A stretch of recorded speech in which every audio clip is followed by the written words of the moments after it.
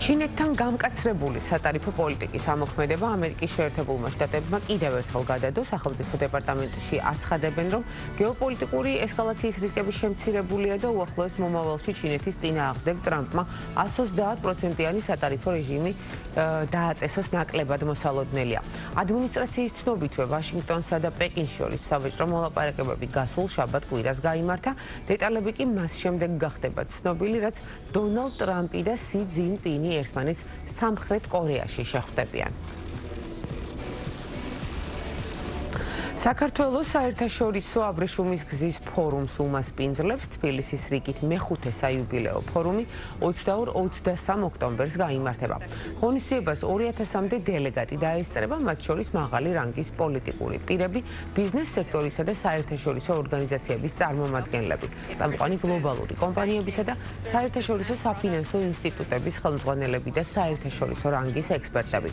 პანელური სესიების გარდა ფორუმი ხელს შეუწყობს პარტნიორული ურთიერთობების ჩამოყალიბებას.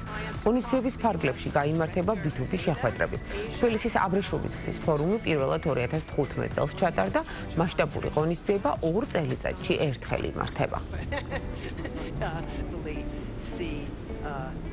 ეროვნული ბანკის პრეზიდენტი საქართველოს დელეგაციასთან ერთად სავალუტო ფონდისა და მსოფლიო ბანკის ყოველწლიურ შეხვედრებში მონაწილეობს. ერთკვირიანი ვიზიტის ფარგლებში ნათია თურნავა შეხვედრებს გამართავს საერთაშორისო სავალუტო ფონდისა და მსოფლიო ბანკის მმართველებთან. ყოველწლიურ შეხვედრებში მონაწილეობენ საერთაშორისო სავალუტო ფონდისა და მსოფლიო ბანკის მმართველები და ალტერნატიული მმართველები, ასევე მსოფლიოს თითქმის ყველა ქვეყნის საფინანსო სექტორის წარმომადგენლები. მონაწილეები განიხილავენ გლობალური მნიშვნელობის საკითხებს, მათ შორის მსოფლიო ეკონომიკის პერსპექტივებს, სიღარიბის დაძლევის, ეკონომიკის განვითარებისა და დახმარების ეფექტურობის, ასევე კიბერუსაფრთხოებისა და ფინანსური ტექნოლოგიების თემებს. რაჭის ეროვნული პარკი ფართოვდება. პარლამენტმა პირველი მოსმენით მხარი დაუჭირა კანონპროექტს, რომლის მიხედვით რაჭის ეროვნული პარკის ტერიტორია 4760 ჰექტრით გაიზრდება.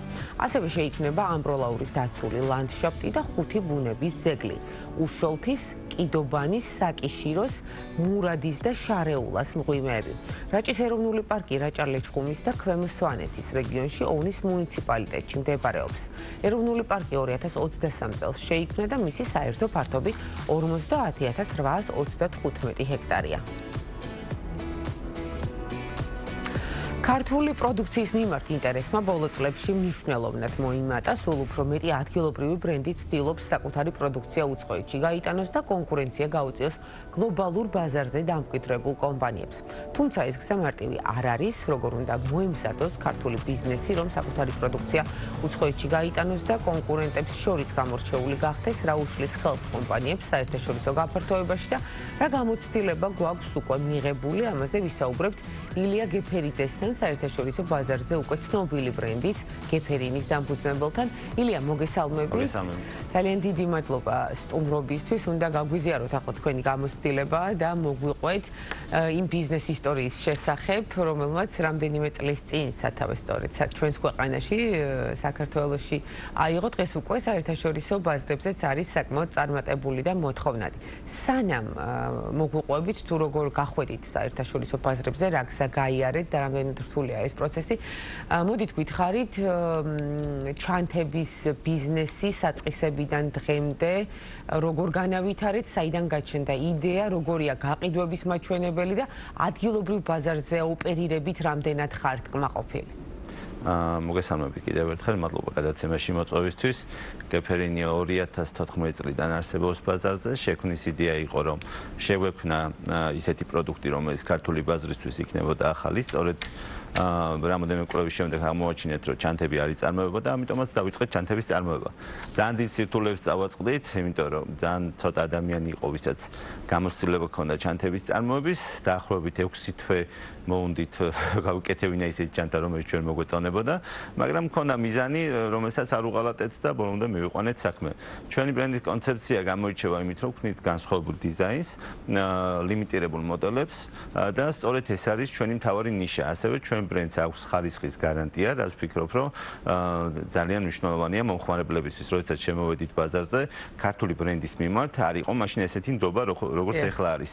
და სწორედ ამ ჩვენმა გარანტიამ გაუმყარა მომხმარებელს ჩვენდამი ნდობა, მოსწონდა დიზაინი, მოსწონდა ის, რომ ლიმიტირებული რაოდენობა იყო და შემდეგ უკვე როდესაც გაუმყარეთ ეს გარანტიის პრობლემა, უკვე გაყიდვებიც გაიზარდა.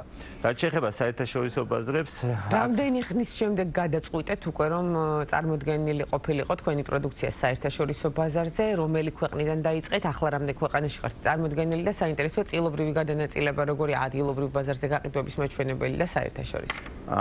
თავიდან როგორც იცით, ბევრი ემიგრანტი გვყავს, ჩამოდის ჩვენ ქვეყანაში, ნახულობს ქართულ პროდუქციას და ყველა სენსიტიური დამოკიდებულება აქვს ქართული პროდუქტის მიმართ და პირველი ექსპორტი განხორციელდა 2016 წელს. რაც შეეხება ჩვენს უკვე ნაბიჯების გადადგმას ჩვენი მხრიდან, ეს იყო 2018 წელს, როდესაც დავიწყეთ აწარმოე საქართველოსთან დაფინანსებით საერთაშორისო გამოფენებზე მონაწილეობა და იქ უკვე შევხვდით საერთაშორისო ბაიერებს. დღესდღეობით GPN უკვე 14-მდე ქვეყანაში ახორციელებს ექსპორტს და ვფიქრობ ამ კუთხით ძალიან დიდ წარმატებას მივაღწიეთ. რაც შეეხება წილობრივ მონაცემებს, ამ ეტაპზე გვაქვს 70 ექსპორტი, 30 ადგილობრივი. კი ბატონო, გამოწვევებზე და საჭიროებებზე მინდა გკითხოთ აუცილებლად, ალბათ ადვილი არ იქნებოდა გზა, რომ 14 ქვეყანაში დაგემკვიდრებინათ თქვენი ადგილი და გარდა ბიზნესის პოზიციიდან საინტერესო ახსენეთ აწარმოე საქართველოში.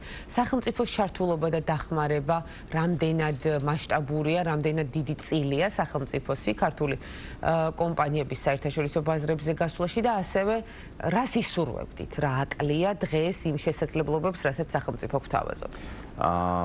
ჩემი აზრით, ფინანსებთან ხელმისაწვდომობა არის ყველაზე დიდი პრობლემა.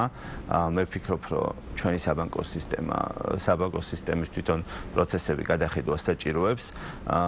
რო წარმოიდგინოთ, გვაქვს საბანკო სისტემა, რომელმაც არ იცის, როგორ დაეხმაროს ბანკებს, როგორ უპარტნიოროს და ეს ვფიქრობ ძალიან სერიოზული პრობლემა არის.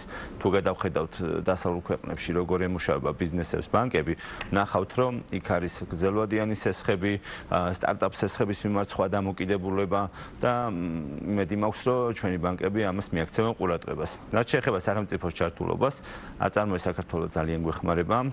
ჩვენი საექსპორტო ქვეყნებიდან დაახლოებით 9 აწარმოეს თანადაფინანსებით მიღებულ გამოფენებზე მივიღეთ და რაც ვფიქრობ ძალიან კარგი ნაბიჯია სახელმწიფოს მხრიდან მსგავსი ნაბიჯები. მე ერთსაც დავამატებდი.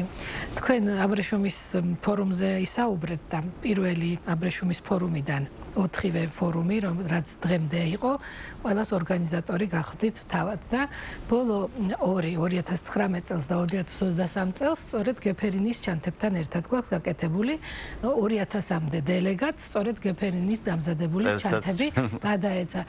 და მინდა გითხრათ, რომ ისეთი დიდი იყო ამპლიტუდა ამ 2 წელს შორის უზარმაზარი ნახტომი და რადგანაც ესეთი ჩემთვის ნაცნობი თემაა, ძალიან ხშირად მინდა საამაყოდ გითხრათ, რომ სოფლიო აეროპორტებში მხვდებიან ძალიან ბევრი შემხედრიან ყოველ შემთხვევაში ბევრი ბიზნესმენი, ვისაც თქვენი ჩანთა უჭირავს ჩვენი საქართველოს აბრეშუმის ფორუმის წარმოებული.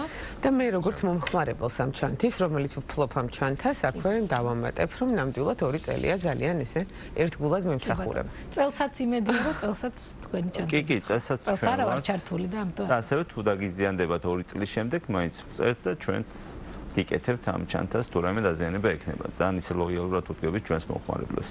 და ვფიქრობ, ეს განვითარებაში დიდ როლს თამაშობს. კი ბატონო, და ახლა დივერსიფიცირების მნიშვნელობაზე უნდა გკითხოთ აუცილებლად ბიზნესში. სრულიად განსხვავებული მეორე მიმართულება გაქვთ, რომელიც არის ასევე ქართული და ალბათ სენსიტიურ დამოკიდებულებებს ესეც იწვევს თქვენი მეორე წამოწყების მიმართ. როგორ გადაწყვიტეთ და როგორ გარისკეთ, პირდაპირ გკითხავთ, ერთის მხრივ ჩანთების ბიზნესი და მეორე პურფუნთუშეულის წარმოება ხომ ასეა და ასევე აქვე ჩაგეკითხებით, რადგან ცოტა დრო გვაქვს საერთაშორისო ბაზრებზე გასვლას ამ მიმართულებაშიც თქვენ აქტიურად განიხილავთ და რომ გვითხრათ, როგორია მიდგომები ამ ორი განსხვავებული ბიზნეს მოდელის მიმართ. ჩემი აზრით, ჩემი გამოცდილებიდან მთავარი არის ის, რომ შექმნა ხარისხიანი პროდუქტი, მიაგნო მომხმარებელს და მოემსახურო კარგად. აი ამ სამ რაღაცას თუ აკმაყოფილებ, ნებისმიერ ბიზნესში შეგიძლია თავი დაიმკვიდრო. რაც შეეხება Cookie Bakers, პანდემიის დროს დაიკეტა ყველაფერი და ვიყავი საწარმოში გამოკეტილი, ვერაფერზე ვერ ფიქრობდი, ვერაფერს ვერ ვაკეთებდი და გადავწყვიტე რაღაც ახალი ბიზნესი გამეკეთებინა, სწორედ მაშინ დაიბადა Cookie Bakery, ჩემ მეგობრებთან ერთად დავაფუძნე Cookie Bakery. შევქმნით ხარისხიანი პროდუქტი, სრულიად ჯანსაღი და ვფიქრობ, რომ Cookie Bakers ანალოგი არ ყავს, მაგალითად ჩვენი პროდუქცია არ შეიცავს გემოს გამაძლიერებებს, დანამატებს და სრულიად ჯანსაღია, როგორც ბავშვებისთვის, ასევე დიდებისთვის. და გეგმებზე რომ გითხრათ საერთაშორისო ბაზარზე წარმოდგენის, რადგან კულტურული განსხვავებები კვების მიმართულებაში უფრო თვალშისაცემია და აქ ალბათ ბევრი ფაქტორის გათვალისწინება არის უფრო მნიშვნელოვანი. ამ მიმართულებით რა გეგმები გაქვთ? პირველ რიგში ჩვენ Cookie Bakery-ის გატანის იდეა დაიბადა მაშინ, როდესაც დავინახეთ, რომ ამდენი ტურისტი გვსტუმრობდა და ისინი ძალიან დაინტერესებული იყვნენ ჩვენი ბრენდით. მათ ძალიან მოეწონა ჩვენი პროდუქცია, შესაბამისად ჩვენი გამოცდილება გადავიტანეთ Cookie Bakery-ში და დავიწყეთ გატანაზე მცდელობა. ჩვენ ახლა იანვარში მივდივართ ამერიკაში და პირველი ნაბიჯი რაც გადაიდგმება, გვინდა რომ ამერიკაში გავხსნათ 2026 წელს პირველი Cookie Bakery-ის ფილიალი. კი ბატონო, და 2014-დან დღემდე მინდა გკითხოთ რა ტრენდებს და რა ცვლილებებს ამჩნევთ, როგორც ადგილობრივად, ასევე საერთაშორისო ბაზრებზე, მით უმეტეს გადაიტანა მსოფლიო პანდემია და სრულიად შეცვლილ რეალობაში მოგიწიათ ოპერირება.